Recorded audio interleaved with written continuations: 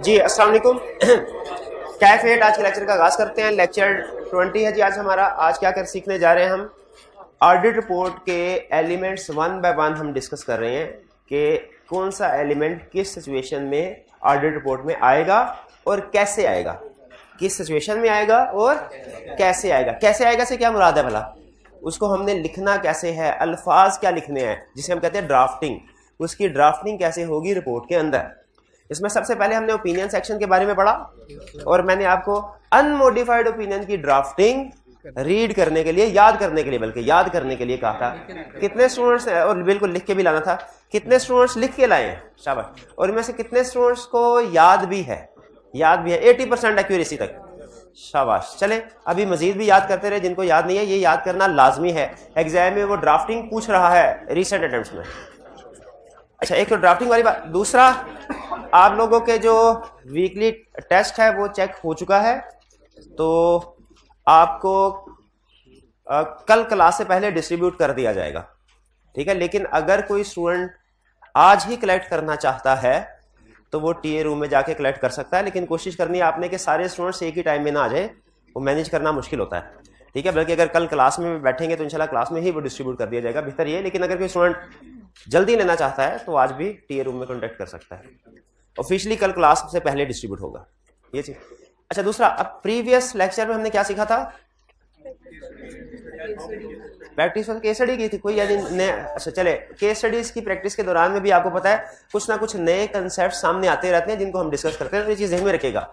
कुछ स्टूडेंट्स का ये ख्याल होता है, जो कि गलत ख्याल है, कि जिस टाइम में सर कोई क्वेश्चन पास्ट पेपर का या केस स्टडी डिस्कस कर रहे होते हैं उसमें कोई नया कंसेप्ट नहीं होता। देखिए बहुत से ऐसे कंसेप्ट होते हैं, आप खुद देखेंगे केस स्टडी या पास्ट पेपर की डिस्कशन के दौरान वो आप लोगों के साथ शेयर किए जाएंगे। और कुछ भी ना हो, फर्ज कीजिए सिंपल रिप्रोडक्शन का 3 नंबर का क्वेश्चन हो ना, वो भी डिस्कस करते हुए कम से कम आप ये जरूर सीखते हैं कि एग्जाम में उसको प्रेजेंट किस तरीके से करना है, क्या चीज लिखनी थी, क्या चीज नहीं लिखनी थी। लेकिन बहुत सी केस स्टडी खासतौर पर ऐसी होती हैं जिनमें डिस्कशन के दौरान नए कंसेप्ट सामने आते रहते हैं एग्जाम पॉइंट ऑफ व्यू से। खास तौर पे केस स्टडी में ये फायदा होता है डिस्कशन को गौर से देखने का, कि उसमें ये पता चल जाता है एग्जाम में आपके लिए कौन सा लफ्ज अहम है, कौन सा नहीं, एग्जाम में किन अल्फाज के साथ वो क्वेश्चन टेस्ट करता है। जो एग्जामिनर की वोकैबुलरी होती है ना, ये भी आपके लिए जानना जरूरी है। एक लफ्ज भी क्वेश्चन में ऐसा इंग्लिश का इस्तेमाल कर देना जिसका मतलब आपको नहीं आता, तो चाहे उसका क्वेश्चन में इंपैक्ट हो या ना हो, एक दफा आप कंफ्यूज जरूर हो जाते हैं। इसीलिए जो हम केस स्टडी की प्रैक्टिस है, पास्ट पेपर की प्रैक्टिस करते हैं, वो भी लाजमी आपने पार्टिसिपेट करना है उसी अटेंशन के साथ जिस अटेंशन के साथ कंसेप्ट हम डिस्कस करते हैं, क्योंकि उसमें भी मुझे अंदाजा है कि नए कंसेप्ट्स भी डिस्कस होते रहते हैं। पॉसिबल नहीं होता कि मैं क्वेश्चन को प्रैक्टिस कराने से पहले 100% कंसेप्ट डिस्कस कर दूं। इंसान हो ना, हो सकता है कोई कंसेप्ट डिस्कस होने से रह जाए, ठीक है। हो सकता है कोई एग्जाम टिप ऐसी थी कल के लेक्चर में वो डिस्कस होने से रह गई हो, तो जब क्वेश्चन डिस्कस हो रहे होते हैं पास्ट पेपर केस स्टडी, उनमें वो कवर हो जाता है। क्लियर? तो अब चलते हैं इसीलिए कल के लेक्चर में हमने पास्ट पेपर्स की डिस्कशन की थी। तो कोई अभी तक चैप्टर 4 में से कोई क्वेश्चन पूछना चाहते हो पूछ लीजिए। अच्छा, आप लोग पता नहीं क्यों नहीं हाईलाइट करते, लेकिन जो ऑनलाइन वाले स्टूडेंट्स हैं वो ग्रुप में 1-2 चीजें हाईलाइट करते रहते हैं। सर लर्निंग ऑब्जेक्टिव में ये चीज रह गई थी, ये आपने नहीं पढ़ाई, ये वाली एग्जांपल रह गई थी, ये नहीं पढ़ाई। तो अगर फर्ज कीजिए कि कोई चीज रह गई हो ना, तो आप पूछ लिया करें, ठीक है। कोई चीज ऐसी चैप्टर 4 में अभी तक जहां पे हम पहुंचे हैं, जो कंसेप्ट हमने कवर आपके ख्याल में ना किया हो या जो आपको समझ ना आया हो, पूछना चाहते हैं तो पूछ लीजिए। शाबाश जी, पूछिए।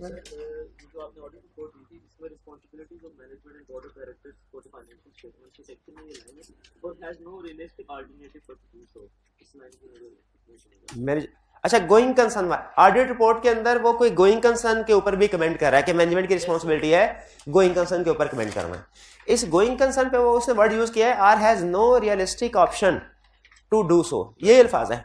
ये गोइंग कंसर्न की डेफिनेशन का हिस्सा होते हैं। गोइंग कंसर्न 2 चीजों की वजह से प्रॉब्लम ये इशू क्रिएट होता है। एक ये, जब मैनेजमेंट की जाती ख्वाहिश हो कि हमने कंपनी को बंद कर देना है, और दूसरा जब जाती ख्वाहिश ना हो, मजबूरी हो, उनके पास और कोई रास्ता नहीं है। Has no real alternative realistic to do so का मतलब ये उनके पास और कोई रास्ता नहीं है।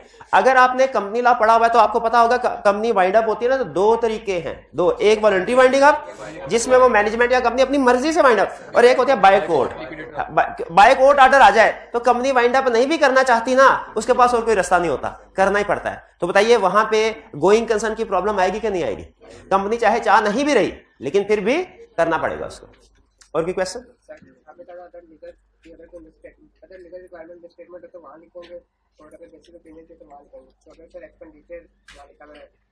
मैं पिक कर गया। इनका क्वेश्चन ये है कि सर आपने बताया था ओपिनियन ऑन फाइनेंशियल स्टेटमेंट ये अलग जगह पे प्रेजेंट किया जाता है, ऑडिट रिपोर्ट के स्टार्ट में पहला हमारा एलिमेंट यही होता है, और जो additional opinion required by law है ये अलग एंड में प्रेजेंट किए जाते हैं, ठीक है। और मैंने ये कहा था दोनों का सेक्शन अलग है। अगर फाइनेंशियल स्टेटमेंट्स पे किसी चीज का इफेक्ट आ रहा है तो वो इफेक्ट करेगा हमारे पहले वाले ओपिनियन को, और अगर किसी चीज का effect additional opinion required by law पे आ रहा है तो वो इफेक्ट करेगा उधर। एग्रीड? मैं अपनी बात पे बिल्कुल कायम हूं। क्वेश्चन इनका ये है, इन्होंने एक एग्जांपल दिया, मैं एग्जांपल को छोड़ के कंसेप्ट आपके सामने रख रहा हूं। क्या ऐसा पॉसिबल है कि किसी एक केस स्टडी में दोनों पे इफेक्ट आ रहा हो? क्या ऐसा पॉसिबल है? इसका जवाब है नॉर्मली ऐसा नहीं होता, लेकिन यस पॉसिबल है। इसकी सिर्फ एक एग्जांपल आपके सामने रख रहा हूं, एक एग्जांपल। अगर हम क्लाइंट का ऑडिट करने के लिए जाएं, हम उसे कहें भाई जरा हमें कैश बुक तो दिखा दो, हमने वेरिफिकेशन में देखना है कि कितना कैश आया कितना गया, और क्लाइंट कहता है मेरे पास तो कैश बुक है ही नहीं, मैंने कभी बनाई ही नहीं, ठीक है। अब ये स्कोप लिमिटेशन भी है ना, स्कोप लिमिटेशन। अगर अल्टरनेटिव प्रोसेस एविडेंस नहीं ले सकते, फाइनेंशियल स्टेटमेंट का ओपिनियन भी इफेक्ट होगा। गैस कीजिए क्या other opinions required by law है वो इफेक्ट होगा, या उसमें भी हम लिखेंगे proper books of accounts have not been, ठीक है।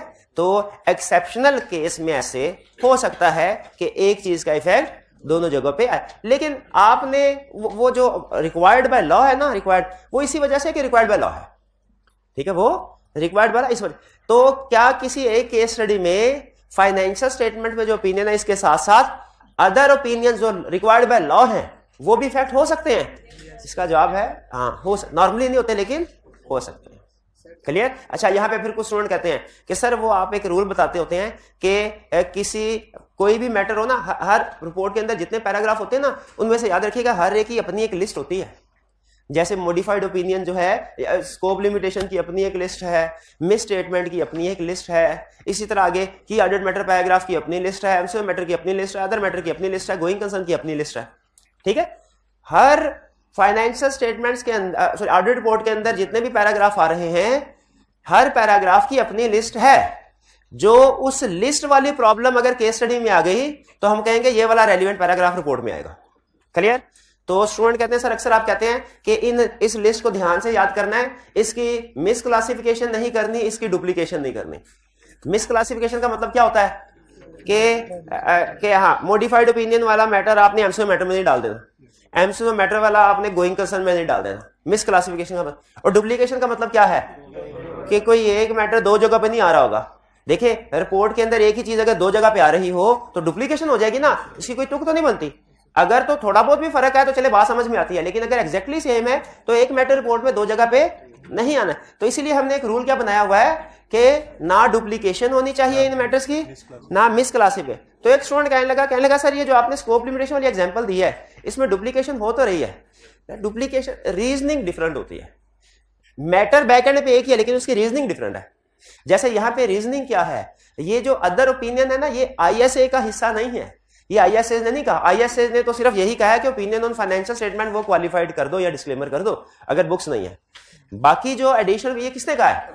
लॉ ने कहा है। तो ये एससीसीपी के कहने की वजह से, हालांकि हमारा असूल नहीं है कि एक चीज को दो जगहों पे लेके, लेकिन एससीसीपी के कहने की वजह से हम इसे मेंशन करते हैं। क्लियर जी मेरे भाई?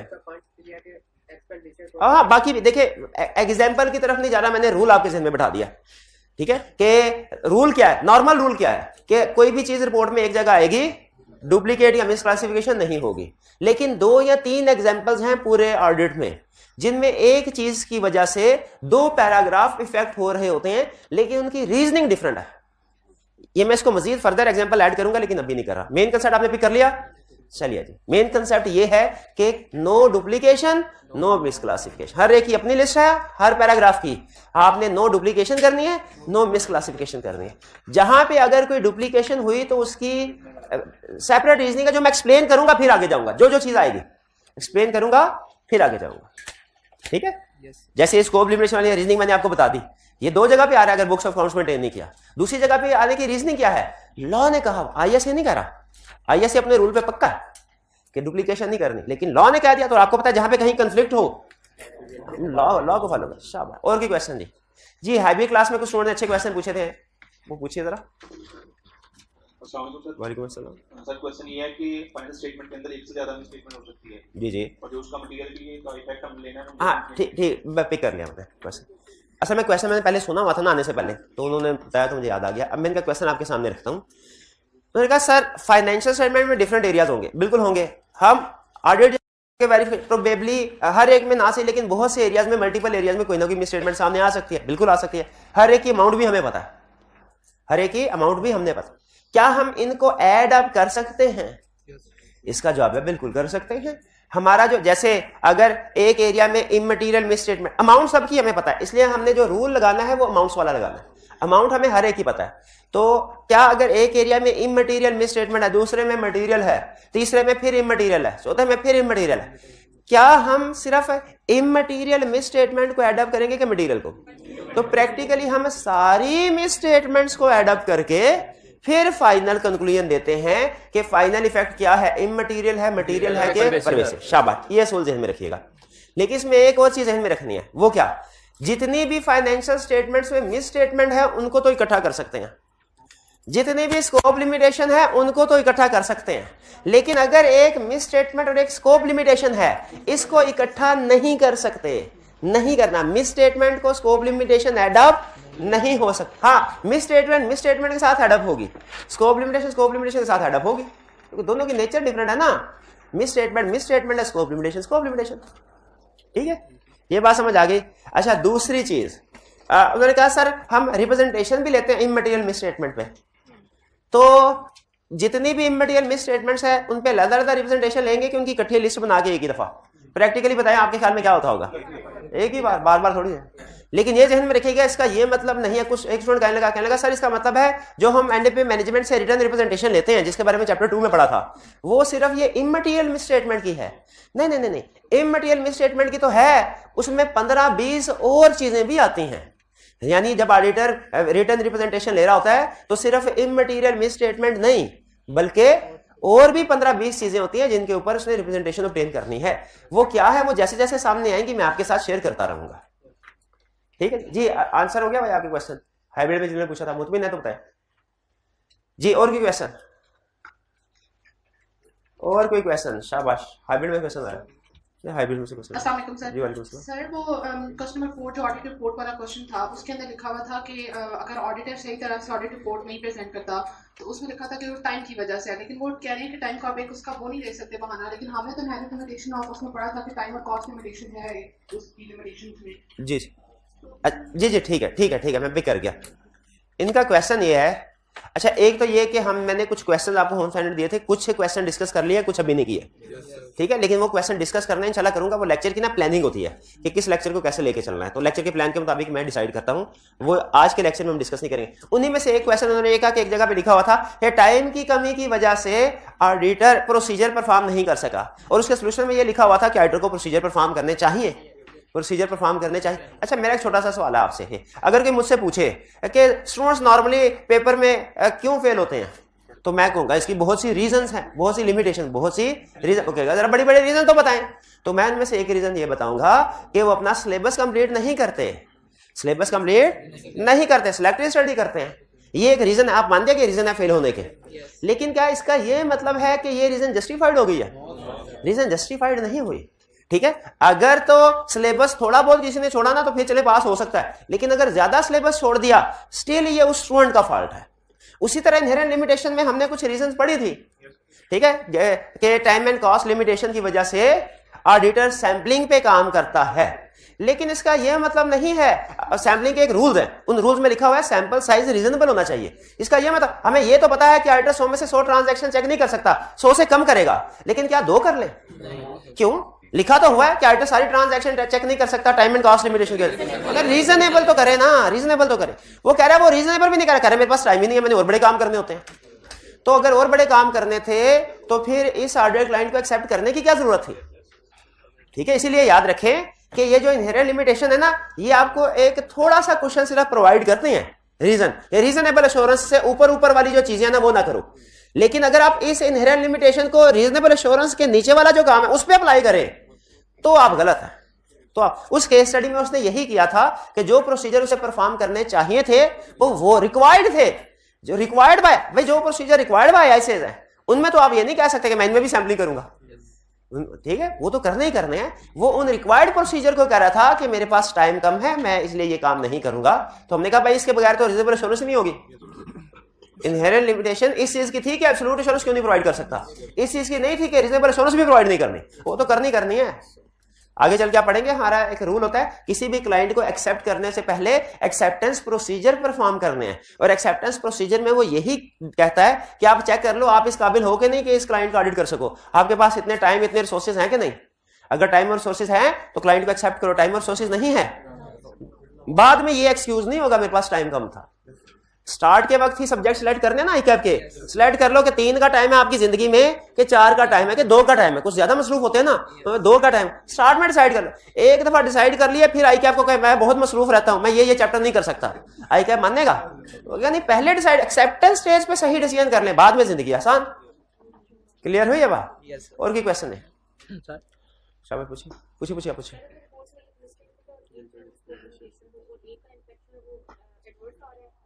हाँ, ये देखें, ये मल्टीपल, मैंने एक ही सिचुएशन में अगर मिस स्टेटमेंट स्कोप लिमिट शायद तो क्या आ जाएगा, शायद पहले भी मैंने बताया था, ये एडवांस कंसेप्ट है, बाद में डिस्कस करना है, अभी नहीं। अभी जितनी भी केस स्टडीज आएंगी ना उसमें हर क्वेश्चन के 2, 3 या 4 पार्ट्स होंगे। आप देखेंगे हर पार्ट में या तो सिर्फ मिस स्टेटमेंट है या सिर्फ स्कोप लिमिटेशन है। आपके कैफ के किसी लेवल पे ऐसा नहीं होगा, एक ही सिचुएशन, जिम्मेदारी के साथ कह रहा हूं कि एक ही पार्ट एक क्वेश्चन के अंदर आ सकते हैं। देखें, पार्ट ए में मिस स्टेटमेंट है, पार्ट बी में स्कोप लिमिट, ये हो सकता है क्योंकि हर पार्ट ज्यादा बताना है। लेकिन ऐसा नहीं होगा कि एक ही पार्ट ए के अंदर मिस स्टेटमेंट भी है, स्कोप लिमिटेशन है, नहीं होगा, कंफर्म में नहीं होगा। ठीक है जी, इंशाल्लाह। और की क्वेश्चन जी, 1 मिनट है, ये फिजिकल में से क्वेश्चन ले लो। एक मटेरियल में स्टेटमेंट है और साथ में मटेरियल भी किसी बंदे के ऑडिट कर रहे हैं और हमने मटेरियल, अगर मटेरियल को शो करना है और इंडिविजुअल भी देखना है, सबको इकट्ठा करके भी देखना है। अगर किसी मतलब रिपोर्ट में मटेरियल में स्टेटमेंट है, ठीक है, क्वेश्चन पे है, ये सारी चीजें बता। हाँ जी, तो इमटेरियल भी तो अगर दोनों इकट्ठा करके देखें उसको फिर बताना होगा। हाँ जी बिल्कुल, ये तो हमने पढ़ा है कि हमने मिस स्टेटमेंट्स को इंडिविजुअली भी देखना है, एग्रीगेट भी देखना है। इनका क्वेश्चन ये है कि अगर एक एरिया सेल्स में इमटेरियल मिस स्टेटमेंट है और फिर उसके बाद हमने देखा एक्सपेंसेस में भी इमटेरियल मिस स्टेटमेंट है, तो क्या इन दोनों को ऐड करके अगर मटेरियल बन रही हो हमें ऐड करके देखना चाहिए? बिल्कुल देखना है। पहले स्टेप 1 पे हम हर एक इंडिविजुअली देखते हैं कौन कौन सी मिस स्टेटमेंट हमारे 5 लाख मटेरियलिटी लेवल से ज्यादा की है वो करेक्ट कर लेते हैं। फिर नेक्स्ट लेवल पे क्या करते हैं, जो छोटी छोटी इमटेरियल होती हैं इनको ऐड करके देखते हैं। ये अगर मटेरियलिटी लेवल को एक्सीड कर जाए तो फिर इनको एग्रीगेट करके ठीक करना लाजमी होता है। ठीक है, इंडिविजुअली भी देखना है हमने, एग्रीगेट। ये डेफिनेशन, मटेरियलिटी की डेफिनेशन में दोनों अल्फाज यूज हुए थे, इंडिविजुअली भी एग्रीगेट भी, इसलिए स्टेटमेंट्स को इंडिविजुअली भी देखेंगे, एग्रीगेट भी देखेंगे। जी आगे जी, और क्वेश्चन, ये हाइब्रिड में क्वेश्चन पूछ रहे थे, पूछे जल्दी से। सर ये जो 5% आप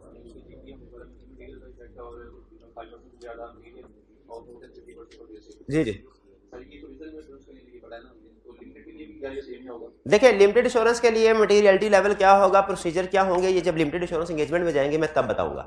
सिर्फ एक कंसेप्ट बिल्ड कर रहा हूं कि नॉर्मली जो कंसेप्ट हमारे रीजनेबल इंश्योरेंस यानी ऑडिट में अप्लाई होते हैं वही concept as it is normally limited insurance में भी परफॉर्म होते हैं। इसलिए लिमिटेड इंश्योरेंस में भी प्रोबेबली जो मटेरियलिटी लेवल होगा वो क्या होगा, 5% ऑफ प्रॉफिट ही होगा। जी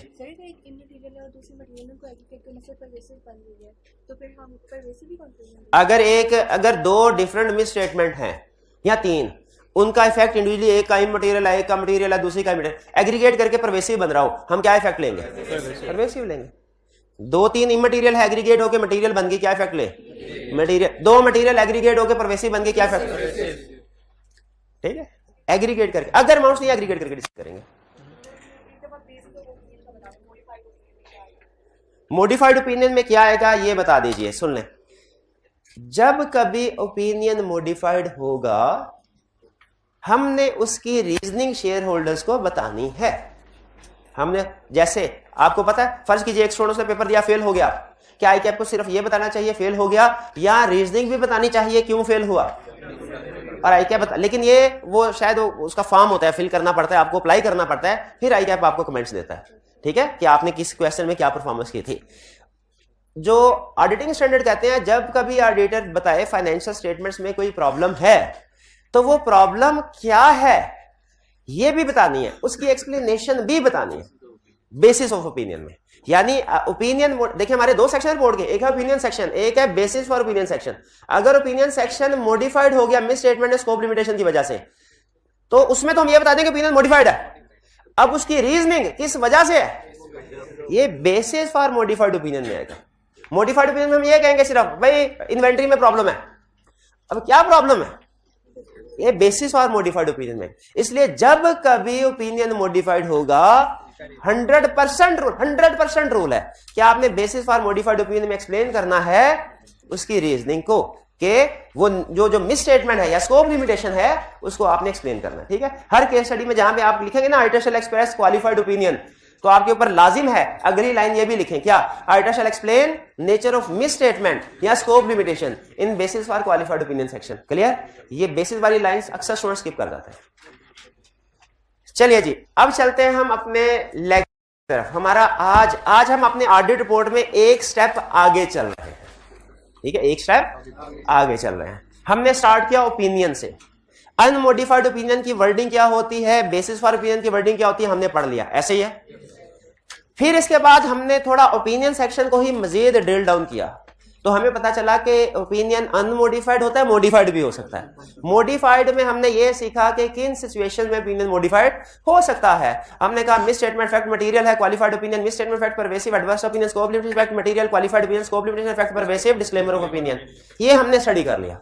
और छोटी छोटी कुछ केस स्टडी में इसकी एप्लीकेशन भी देख ली, जिसमें हमने ऑडिट रिपोर्ट की केस स्टडी जो की थी तो 3 स्टेप्स में की थी। स्टेप नंबर 1 में हमने क्या बताया, मिस इवैल्यूएट द मैटर, यानी इवैल्यूएट द मैटर से क्या मुराद है कि बताओ miss statement scope limitation. Second step में इवैल्यूएट सिग्निफिकेंस, इफेक्ट क्या है, इमटेरियल। और थर्ड स्टेप में रिपोर्ट की केस स्टडी सॉल्व करने के ये 3 स्टेप्स आपको पता है। चले, ओपिनियन सेक्शन को हमने सीख लिया, हर चीज को। यही हो सकता है ना, पूरी दुनिया में चाहे करोड़ों ऑडिट रिपोर्ट आज तक इशू हो या आइंदा इशू नहीं हो, उनमें जो ओपिनियन होंगे वो यही 4 होंगे, अनमोडिफाइड, क्वालिफाइड, एडवर्स, डिस्क्लेमर। हमें यह पता चल गया कि इन सिचुएशन में कौन सा ओपिनियन एक्सप्रेस करना है। एक होता है लफ्ज डिसाइड द ओपिनियन, एक होता है ड्राफ्ट द ओपिनियन। हम डिसाइड करना सीख चुके हैं चारों ओपिनियन के बारे में, कि सिचुएशन में कौन सा ओपिनियन आएगा डिसाइड करना सीख चुके हैं, केस स्टडी सॉल्व हो रही है हमारी। हाँ, ड्राफ्ट करना हमने सिर्फ एक सीखा है, वो कौन सा, अनमोडिफाइड। बाकी की ड्राफ्टिंग अभी नहीं सीखी, क्योंकि मैं चाह रहा हूं आप डिसीजन सही कर लें, ड्राफ्टिंग उसके बाद इतनी मुश्किल नहीं होगी कि किस सिचुएशन में कौन सा ओपिनियन। अच्छा, अब सुने, रिपोर्ट के अंदर आपको पता है सिर्फ एक ही paragraph, no doubt opinion paragraph सबसे अहम है, लेकिन अगर आप ये कहें कि एक ही पैराग्राफ है तो ये बात गलत है। रिपोर्ट के अंदर और भी बहुत से पैराग्राफ है, तो खास तौर पे हमारे लिए वो पैराग्राफ अहम है जो एडिशनल वाले, जो रूटीन या स्टैंडर्ड वाले हैं, वो एग्जाम पॉइंट ऑफ व्यू से अहम नहीं है।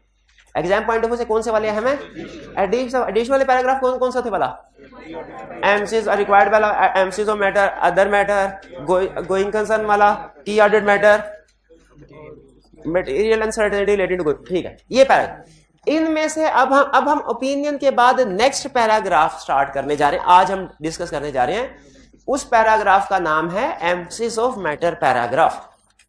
Emphasis of matter paragraph. Emphasis of matter paragraph के बारे में कंसेप्ट सुन लीजिए। कंसेप्ट ज्यादा अहम है समझने के लिए, और एग्जाम पॉइंट ऑफ व्यू से एग्जाम्पल ज्यादा अहम है, case study point of view से एग्जाम्पल ज्यादा है। पहले कंसेप्ट सुन लें। कंसेप्ट ये है, एज ऑडिटर हमने फाइनेंशियल स्टेटमेंट को वेरीफाई करना है। इस वेरिफिकेशन के दौरान अगर कोई मिस स्टेटमेंट या स्कोप लिमिटेशन सामने आती है तो हमने उसे ऑडिट रिपोर्ट में मेंशन करना है, ओपिनियन पैराग्राफ में। एग्रीड? सवाल मेरा ये है, क्या ऐसा पॉसिबल है कि फाइनेंशियल स्टेटमेंट्स में कोई मिस स्टेटमेंट या स्कोप लिमिटेशन ना हो, मिस स्टेटमेंट स्कोप लिमिटेशन ना हो, लेकिन कोई ऐसी चीज है जो मिस स्टेटमेंट स्कोप लिमिटेशन तो नहीं, लेकिन यूजर्स के लिए, किसके लिए, यूजर, फिर से बोले किसके लिए, यूजर्स के लिए फंडामेंटल है, बहुत ही अहम है फाइनेंशियल स्टेटमेंट्स को समझने के लिए। क्या ऐसा पॉसिबल है? जवाब बिल्कुल ऐसा पॉसिबल है। क्या ऐसी सिचुएशन में ऑडिटर को, एक अच्छा ऑडिटर होने के नाते, क्या शेयर होल्डर्स को बता देना चाहिए कि सर वैसे तो सारी चीजें बिल्कुल ठीक है, सारी चीजें बिल्कुल ठीक है, लेकिन आप ये वाला नोट पढ़ लीजिए जो बहुत जरूरी है। वो नोट जो हम कह रहे हैं उसको, वो याद रखें मिस स्टेटमेंट है, स्कोप लिमिटेशन नहीं है। क्योंकि अगर मिस स्टेटमेंट स्कोप लिमिटेशन होता तो वो मॉडिफाइड ओपिनियन में जाता, एम्फेसिस ऑफ मैटर में ना आता। वो मिस स्टेटमेंट स्कोप लेकिन है बहुत अहम, यूजर्स को बता देना चाहिए। ठीक है, कोई बंदा सिगरेट पीने वाला डॉक्टर के पास जाके टेस्ट करवाए, देखे सर मेरे फेफड़े गुर्दे वगैरह सारे सेट हैं, उन्होंने टेस्ट किया, उन्होंने कहा जी बिल्कुल सेट, वो प्रॉब्लम कोई नहीं है, फंक्शन अभी ठीक कर रहे हैं। अच्छा, डॉक्टर को सिर्फ ये कहना चाहिए कि आगे एक एडिशनल एम्फसाइज करने की एक लाइन और बोल देनी चाहिए, अभी तो कोई प्रॉब्लम नहीं, लेकिन अगर आपने सिगरेट का इस्तेमाल इसी तरह जारी रखा इन फ्यूचर प्रॉब्लम, इसको ध्यान से देख लो। भाई बता देना चाहिए कि नहीं, इसका ये मतलब नहीं है कि एज ऑन टुडे उसके गुर्दे फेफड़े फेल, नहीं है, ये मतलब नहीं है, लेकिन एहतियातन एम्फसाइज कर सकता है। स्टिल यही कंसेप्ट एज प्रोफेशनल हमारे ऊपर भी अप्लाई होता है। बाज़ औक़ात फाइनेंशियल स्टेटमेंट में मिस स्टेटमेंट स्कोप लिमिटेशन नहीं होती, लेकिन हम यूजर्स को बता देते हैं कि भाई ये चीज को ध्यान से पढ़ लो, उसकी तवज्जो दिलाते हैं उस चीज की तरफ। ठीक है, इसकी सबसे बड़ी और कॉमन एग्जांपल है जब कोई बहुत बड़ा लीगल केस कंपनी के खिलाफ चल रहा हो, जो भी पेंडिंग है, अभी क्या है, पेंडिंग है, आउटफ्लो पॉसिबल एंड प्रोबेबल नहीं है, तो अकाउंटिंग क्या कहती है, क्या करो, उसे डिस्क्लोज करो। अच्छा, डिस्क्लोज किया और ठीक किया, सही डिस्क्लोजर ठीक किया हुआ है, हमने एज ऑडिटर कौन सा ओपिनियन देना है, अनमोडिफाइड ओपिनियन देना है। ठीक है, क्या यूजर्स को बता देना चाहिए भाईजान, इसमें इन्वेस्टमेंट करने से पहले ये नोट नंबर 16 पढ़ लो, कंपनी के खिलाफ एक बड़ा केस है, अभी तो डिस्क्लोजर ठीक दिया हुआ है, लेकिन फ्यूचर में अगर कंपनी के खिलाफ ये डिसीजन हो गया, कंपनी का प्रॉफिट सारा उड़ जाना, ये बता देना चाहिए कि नहीं। हालांकि गलत नहीं है ना, मिस स्टेटमेंट है, स्कोप लिमिटेड। तो आप मुझे बताइए, मैं आपसे पूछता हूं, क्या आप ये समझते हैं ये प्रैक्टिस ठीक है कि अगर financial statement miss statement scope limitation है वो तो बताओ, लेकिन अगर मिस स्टेटमेंट स्कोप लिमिटेशन नहीं है, कोई ऐसी चीज है जो यूजर्स के लिए बहुत अहम है, वो भी बता देनी चाहिए कि नहीं, बता देनी चाहिए। क्या ओपिनियन पैराग्राफ में बतानी चाहिए कि सेपरेट पैराग्राफ? इस पैराग्राफ का नाम है emphasis of matter paragraph. Emphasis of matter से मुराद तो कोई भी मैटर, हमारे पास बहुत से मैटर होते हैं, मिस स्टेटमेंट भी एक मैटर है, स्कोप लिमिटेशन भी एक मैटर है, गोइंग कंसर्न भी एक मैटर है, एम्फेसिस ऑफ मैटर भी एक मैटर है, अदर मैटर भी एक मैटर है, शाबाशा की ऑडिट मैटर भी, मैटर बहुत से हैं। ये कौन से वाला मैटर है जिसको हम एम्फसाइज कर रहे हैं, जिसको हम तो सबसे पहले इसकी डेफिनेशन पढ़ते हैं। डेफिनेशन में क्या कहता है एम्फेसिस ऑफ, गौर से जरा, डेफिनेशन से कंसेप्ट बिल्ड होगा। डेफिनेशन समझ आ गई तो आगे आपको फर्दर कंसेप्ट भी इंशाल्लाह साइंस से समझ आ जाएंगे। कह रहा है एम्फेसिस ऑफ मैटर पैराग्राफ, ये पैराग्राफ इंक्लूड किया जाता है रिपोर्ट में इफ, अच्छा इफ के लफ्ज से मेरा फौरन कंसेप्ट बन गया कि एडिशनल है, कभी आएगा कभी नहीं आएगा, हर रिपोर्ट में नहीं आएगा, तो कब आएगा, अब ये बता रहा है आपको कब आएगा। पहले ये नहीं बताया, जब लिस्ट बनाई थी तब नहीं बताया था कब आएगा, तब सिर्फ ये बताया था कभी आएगा कभी नहीं आएगा। अब बता रहा हूं कि कब आएगा। एम्फेसिस मैटर पैराग्राफ रिपोर्ट में आएगा कब, if auditor consider it necessary, auditor जरूरी समझे किसको, to draw users attention, user की अटेंशन को ड्रॉ करना है, यूजर्स की तवज्जो दिलानी है, to draw users attention to matter which is disclosed in financial statement, which is disclosed in financial statements. क्या कर रहे हैं मैटर में, टू ड्रॉ यूजर अटेंशन, किस तरफ तवज्जो दिला रहा है, to a matter which is disclose, auditor अपनी तरफ तवज्जो नहीं दिला रहा, किसी और तरफ तवज्जो नहीं दिला, किस तरफ दिला रहा है, to a matter which is in financial statements and is fundamental for users understanding. और जो फंडामेंटल बहुत भाई मैटर तो उधर सैकड़ों डिस्क्लोजर होते हैं रिपोर्ट में, कितने को डिस्क्लोजर होते हैं कभी आपने देखे हो, 150-200 डिस्क्लोजर तो कहीं नहीं गए रिपोर्ट के, तो उसमें तो 150-200 डिस्क्लोजर, हम किस डिस्क्लोजर को एम्फसाइज कर रहे हैं, which is fundamental to users understanding, किस चीज की अंडरस्टैंडिंग, फाइनेंशियल स्टेटमेंट्स। 4 अल्फाज अहम है, जिसने एम्फेसिस मैटर की डेफिनेशन में 4 अल्फाज लिख दिए, डेफिनेशन उसकी क्लियर, बल्कि 5 है, 5 एक प्रोवाइडेड भी है, प्रोवाइडेड, ठीक है, वो 2 डी वाले 2 एफ वाले। क्या, emphasis of matter paragraph is included in auditor's report if auditor considered necessary to draw users attention, to draw user attention to a matter which is disclosed in financial statement, ठीक है, draw to a matter which is and that fundamental, हर matter पे नहीं, fundamental, किसके लिए fundamental, user understanding of financial statement के लिए। Provided, अच्छा प्रोवाइडेड बड़ा इंटरेस्टिंग है, प्रोवाइडेड सुन लीजिए। प्रोवाइडेड का मतलब क्या है, provided matter does not require modification in opinion, ये मैटर ऐसा होना चाहिए जो मॉडिफाइड ओपिनियन। क्यों? क्योंकि अगर मॉडिफाइड ओपिनियन रिक्वायर करता हुआ मैटर तो वो मॉडिफाइड ओपिनियन में जाएगा, एमसीक्यू मैटर में थोड़ा जाएगा। ये खास तौर पे उसने ना आप स्टूडेंट्स के लिए लाइन मुझे लगता है लिखी है, वैसे तो प्रैक्टिस के लिए लिखी है उसने, लेकिन मुझे इसलिए कि आप कभी मॉडिफाइड ओपिनियन को एमसीक्यू मैटर में डाल देते हैं, मिस क्लासिफिकेशन कर देते हैं, और एमसीक्यू मैटर को कभी मॉडिफाइड ओपिनियन में डाल देते हैं। ठीक है, कहता है मैटर नॉट मॉडिफाइड ओपिनियन। दूसरा, मैटर इज नॉट ए की ऑर्डर, मैटर मॉडिफाइड ओपिनियन वाला नहीं होना चाहिए, मैटर की ऑर्डर मैटर नहीं। क्यों? अगर ये की ऑर्डर मैटर है तो उस सेक्शन में जाएगा, एमसीक्यू मैटर में थोड़ा जाएगा। अगर ये मॉडिफाइड ओपिनियन है तो मॉडिफाइड ओपिनियन सेक्शन में जाएगा, एमसीक्यू मैटर में थोड़ा जाएगा। अगर की ऑर्डर मैटर है, की ऑर्डर मैटर सेक्शन में जाएगा थोड़े। इसका मतलब ये है मॉडिफाइड ओपिनियन की लिस्ट अलग है, की ऑर्डर मैटर की अलग और एमसीक्यू मैटर की अलग। भाई क्लियर हुई है बात? ठीक है। अच्छा मुझे बता दें, एक और बात याद आ गई, सिलेबस तो सारा आपको पढ़ाना ही है, मेरी जिम्मेदारी है कि सारा सिलेबस एज इट इज पढ़ाता जाऊं, कि अगर कोई केस, अगर कोई chapter exam point of view से बहुत अहम है वो आपको बता देना चाहिए। क्यों? पढ़ा तो मैं सिलेबस सारा रहा हूं, यूजर की अंडरस्टैंडिंग ऑफ सब्जेक्ट के लिए अहम है कि जो चैप्टर 10 है ना सब्सटेंटिव प्रोसीजर वाला आएगा, वो सबसे ज्यादा अहम है। जिसको ऑडिट में सब्सटेंटिव प्रोसीजर बताने आ गए उसे ऑडिट आ गया। ठीक है, एक अहम है ये चैप्टर 10 अहम है। की बुक नहीं है आपके पास, लेकिन आपको बताता कि एक चैप्टर 0 भी अहम है। लास्ट पे लिखा हो चैप्टर 0 नहीं है, 0 देख, इस भाई के पुरानी बुक है, इसमें देख चैप्टर 0 नहीं है। वो जो आपके पास बुक है ना जिसमें चैप्टर 0, वो ऑडिट की बुक नहीं है। पता नहीं कहाँ। हाँ भाई नहीं है। अच्छा चैप्टर 32 होगा।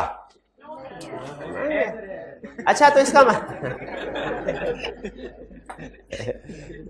इसका मतलब ये हुआ, अगर मैं किसी चीज को एम्फसाइज करना चाहता हूं तो उसका फाइनेंशियल स्टेटमेंट में या बुक में उस कंसेप्ट का होना जरूरी है।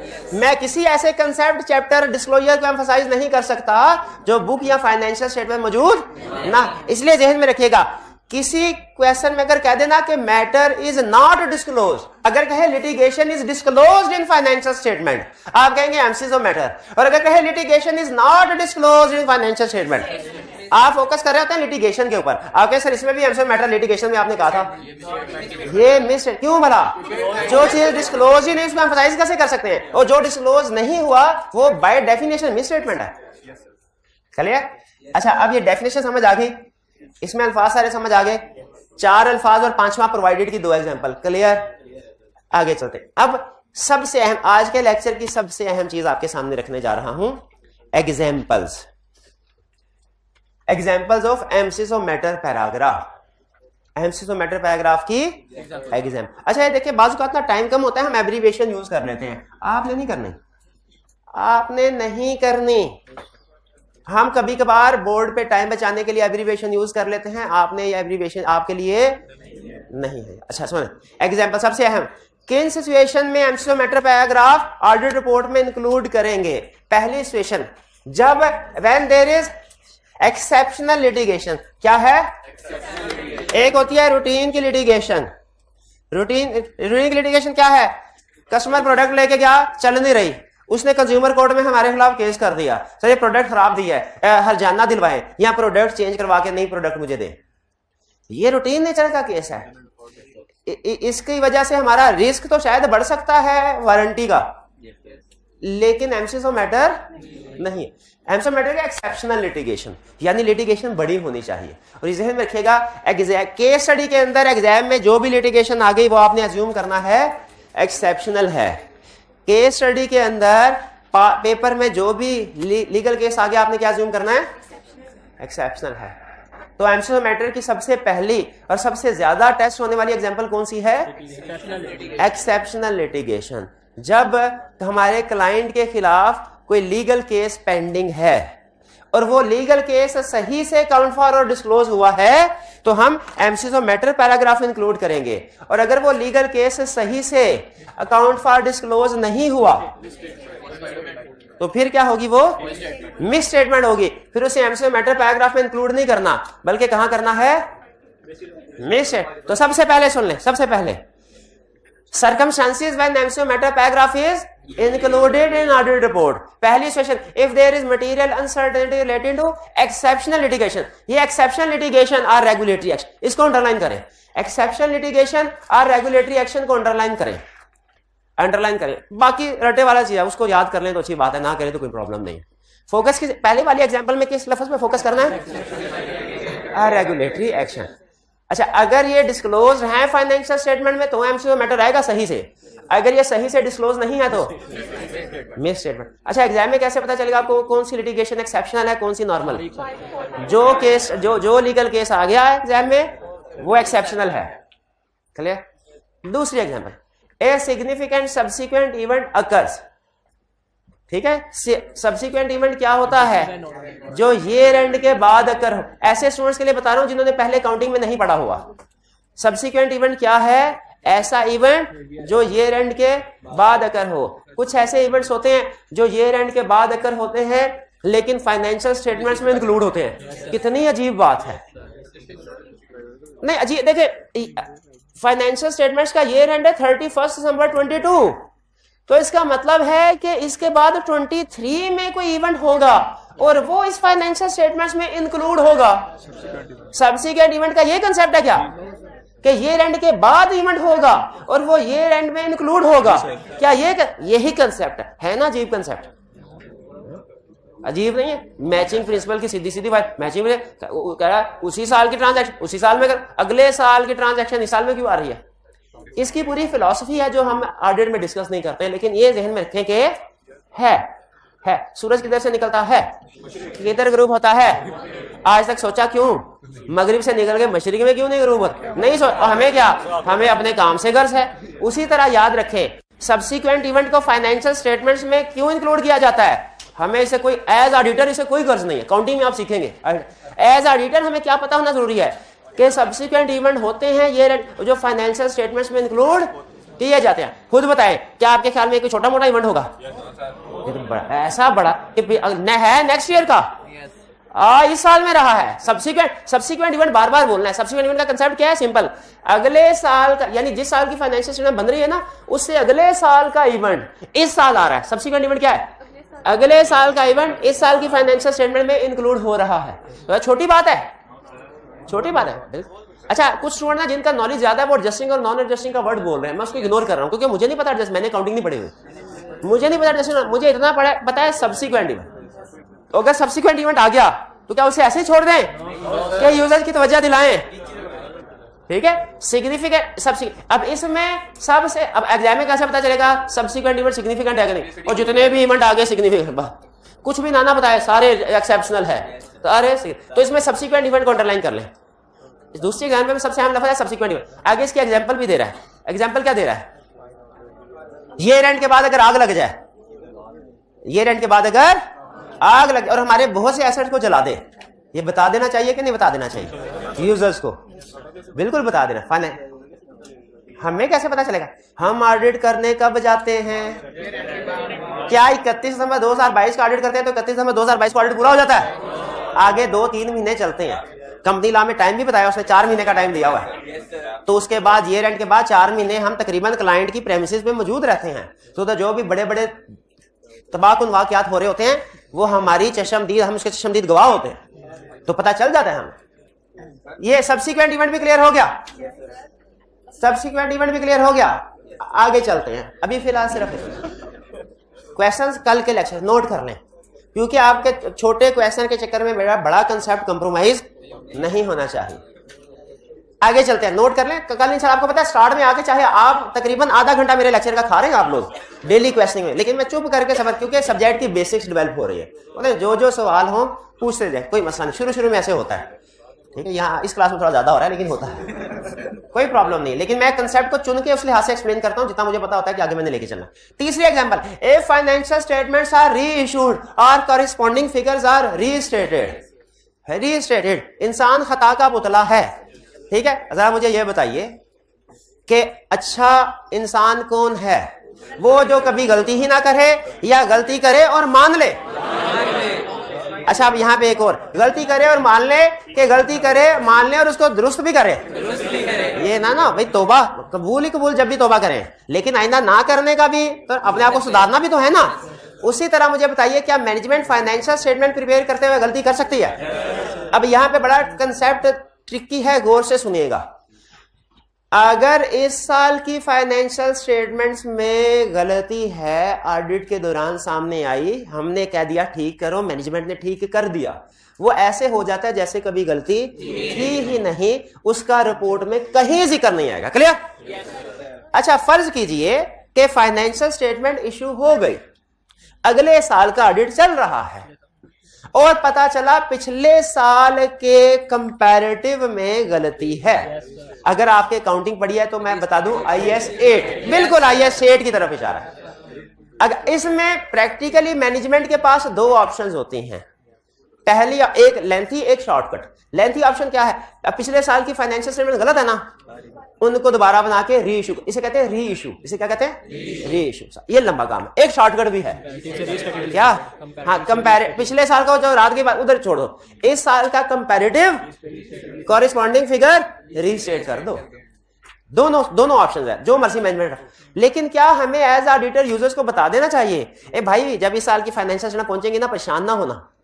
क्यों? क्योंकि पिछले साल की फाइनेंशियल स्टेटमेंट में इन्वेंट्री का बैलेंस कोई और था लास्ट ईयर का, इस साल के कंपैरेटिव में इन्वेंट्री का बैलेंस कोई और था। वो यूजर देख के परेशान हो जाएगा कि नहीं? पिछले साल 100 था, इस साल 70 आ गया, ये 30 किधर गया?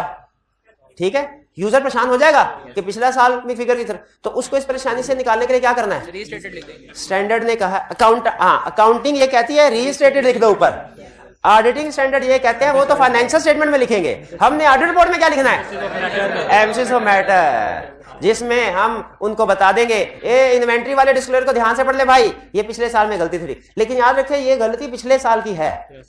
हाँ जी, इसलिए आप री इशूड को और रीस्टेटेड को अंडरलाइन कर लें। और री इशूड का कैफ लेवल पे बार बार आएगा, आगे एक चैप्टर है उसमें री इशूड, रीस्टेटेड सीफैब लेवल पे आएगा। ठीक है, अगर आप कैफ लेवल की लैंग्वेज इस्तेमाल करना चाहते हैं, इसको कंपैरेटिव फिगर लिख लें।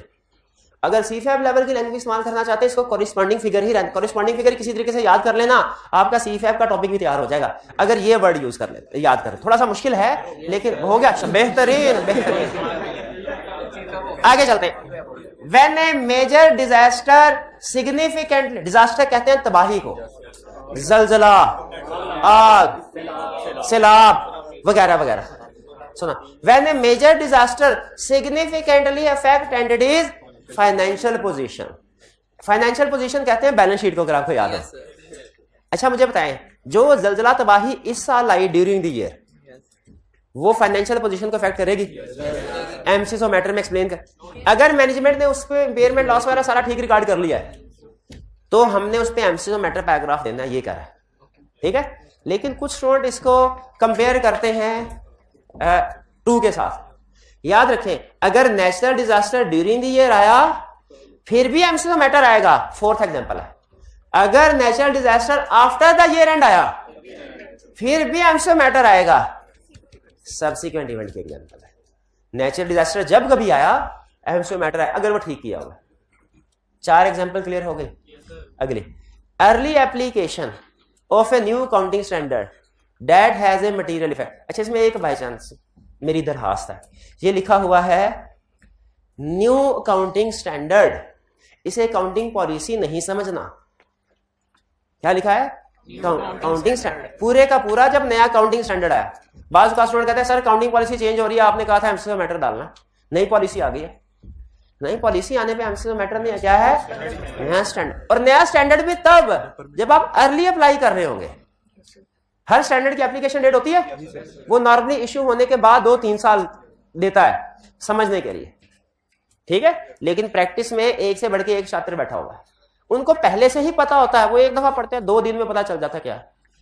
ठीक है, आप सिलेबस पढ़ेंगे 10 दफा भी पढ़ने, शायद आपको पता ना चले क्या चेंज है, क्योंकि आपको पिछले सेशन का पता ही नहीं। आप तो इस सेशन का सिलेबस पढ़े हैं, लेकिन जो उस्ताद होते हैं उन्हें पिछले उन्हें एक दफा पढ़ते हैं, 10 मिनट के अंदर सारी ऊंच नीच पता चल जाती है। तो इसी तरह 10 दिन के अंदर प्रैक्टिस में जो बैठे होते हैं ना काउंट, उन्हें पता चल जाता है क्या चेंज है।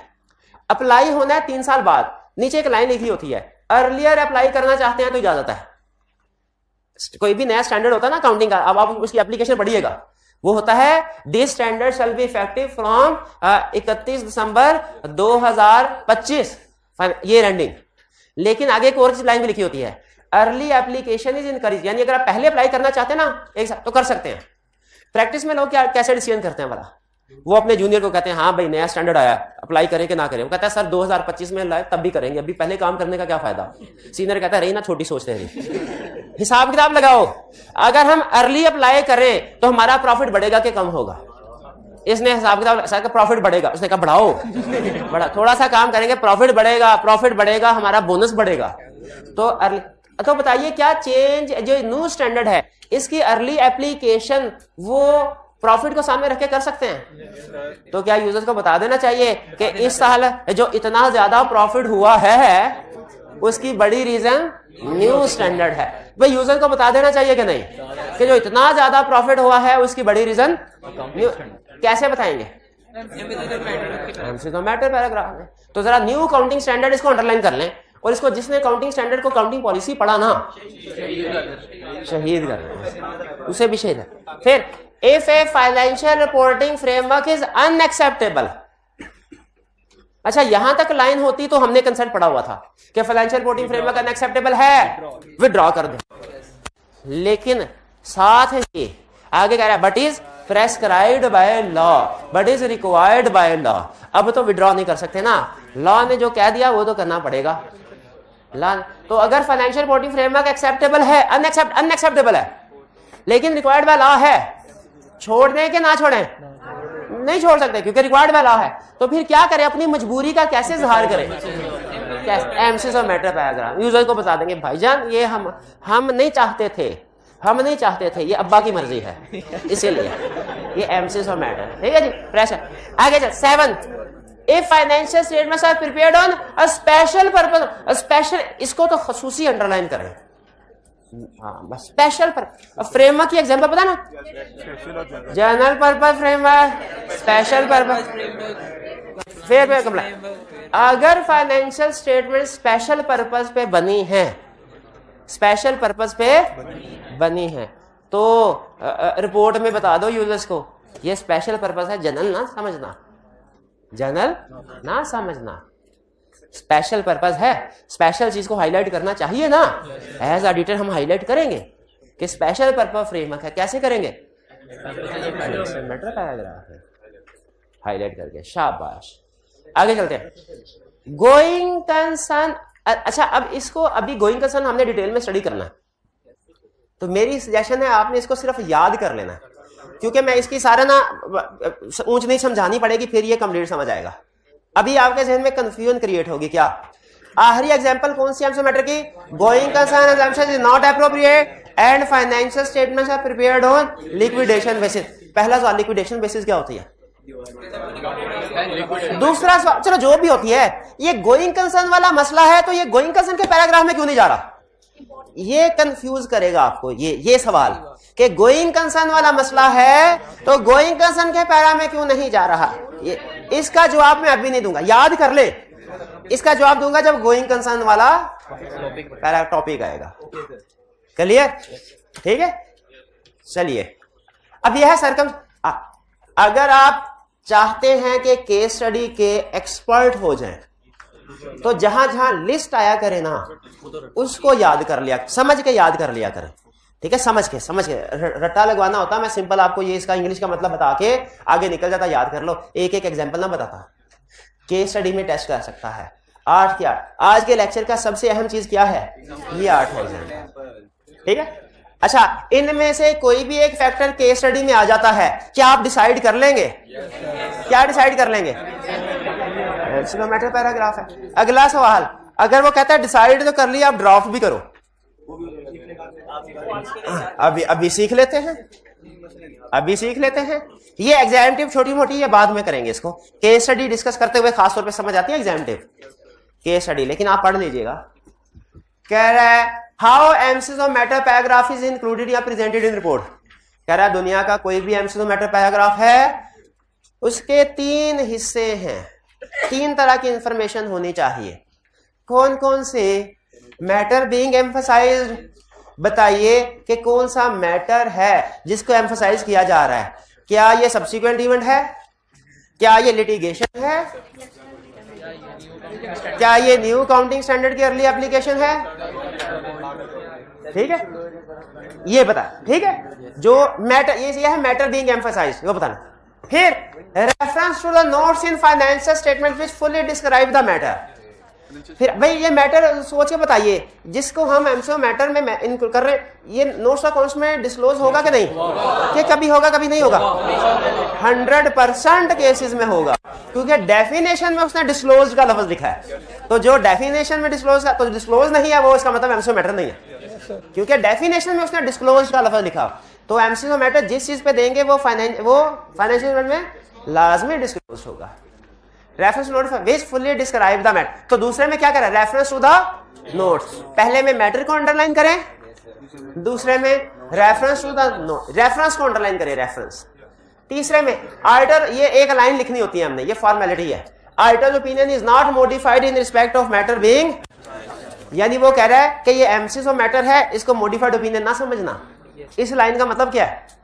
Auditor opinion is not modified in respect of matter emphasized. इस लाइन का मतलब क्या है? ये एमसीज ऑफ मैटर है, इसको मॉडिफाइड ओपिनियन ना समझना। क्या मतलब है इसका? ये एमसीज ऑफ मैटर है, इसको मॉडिफाइड ओपिनियन नहीं समझना। ये तीन चीजें अगर आपके एमसीज ऑफ मैटर पैराग्राफ में आ गई तो आप विनर हैं। जब अभी उसने आपको कहा MCs of matter paragraph draft करो, तीन चीजें, अब वे एक एग्जांपल हो जाए। चलिए, आपने मुझे बताना है इस एग्जांपल में क्या ये रिक्वायरमेंट्स पूरी हो रही हैं? क्या रिक्वायरमेंट्स तीनों पूरी हो रही हैं या एक रिक्वायरमेंट कम है? We draw your attention to note X of note number जितना भी है of financial statement which describe uncertainty relating to outcome lawsuit filed against company by XYZ company. Our opinion is not modified in respect of. पहले मैं note कर लूं तीन चीजें। Matter being emphasised है, ये कौन से वाला मैटर है? लिटिगेशन लॉ, पहला मैटर पूरा। दूसरा, नोट्स अकाउंट का रेफरेंस है नोट एक्ट। दूसरा, एंड पे वो लाइन लिखी हुई है our opinion is not modified in respect of. ये तीसरा। ठीक है, ये तीन चीजें मौजूद। अगर एक चीज भी कम है आपकी ड्राफ्टिंग गलत है। और सीफैप लेवल पे और कैफ लेवल पे भी उसने क्वेश्चन ऐसे टेस्ट किए हुए हैं जिनमें एमसीओ मैटर पैराग्राफ आपको देके कहता है इसमें गलतियां निकालो। ठीक है, तो उसने लिखा होता है कि we draw your attention to the fact that management has not recorded depreciation for these fix assets, और फिर लिख दिया our opinion is not modified in respect of this matter. क्या क्या गलती है? हाँ, एक तो आप कह देंगे जी नोट्स अकाउंट का रेफरेंस नहीं दिया, और दूसरी बड़ी गलती क्या भला कि ये है ही मिस स्टेटमेंट, इसको तो एमसीओ मैटर में आना ही नहीं चाहिए था। एक तो एमसीओ मैटर का डिसीजन ही गलत किया और फिर ड्राफ्टिंग भी गलत कर दी। ठीक है, तो ड्राफ्टिंग समझ आ गई है? एक दफा पढ़ के देख ले पक्का। अच्छा, दूसरी एग्जांपल भी है उधर, दूसरी दो एग्जांपल है ना आपके बुक्स में। हाँ, देखें उसमें भी क्या सारे रूल्स पूरे किए गए हैं कि नहीं।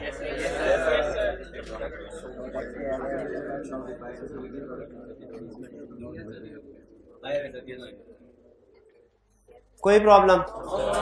आज के लेक्चर में दूसरी सबसे अहम चीज थी ड्राफ्टिंग। पहली सबसे अहम चीज क्या थी? 8 एग्जाम्पल, दूसरी ड्राफ्टिंग। बस एक छोटी सी चीज के बाद लेक्चर खत्म। प्लेसमेंट, एमसीओ मैटर की प्लेसमेंट का आपको मैंने स्टैंडर्ड का रूल बताया हुआ है मिजाज कि रिपोर्ट के अंदर जो मैटर ज्यादा अहम है वो पहले आएगा, जो कम अहम है वो बाद में आएगा। तो बताइए एमसीओ मैटर पहले आएगा कि ओपिनियन और बेसिस ऑफ ओपिनियन? हाँ, तो MCO of matter opinion and basis of opinion के फौरी बाद आएगा। एमसीओ मैटर कब आएगा? Opinion and basis of opinion के। अच्छा, उसने सेंटेंस लिखा if relates to financial statements. पागल नहीं है, पागल नहीं है वैसे, लेकिन पता नहीं मुझे समझते हैं क्यों नहीं, क्योंकि सारे के सारे एमसीओ मैटर फाइनेंशियल स्टेटमेंट से रिलेट करते हैं। तो डेफिनेशन में लिखा हुआ है एक डी डिस्क्लोज वाला था तो एक एफ फाइनेंशियल स्टेटमेंट वाला भी था कि वो फाइनेंशियल स्टेटमेंट की अंडरस्टैंडिंग से रेलिवेंट हो। तो सारे के सारे फाइनेंशियल स्टेटमेंट रेलिवेंट होंगे। तो अहम चीज ये नहीं है कि फाइनेंशियल स्टेटमेंट से रेलिवेंट होना, अहम चीज क्या है कि प्लेसमेंट किधर आएगी, किसके बाद, opinion and basis of opinion के बाद। अच्छा अगला सवाल मेरा, अगर उसी ऑडिट रिपोर्ट में की ऑडिट मैटर भी है, वो की ऑडिट मैटर को भी इजी ना ले, वो भी अपनी जगह पे अहम है। तो पहले की ऑडिट मैटर आएगा कि एमसीज मैटर, जो ज्यादा अहम है।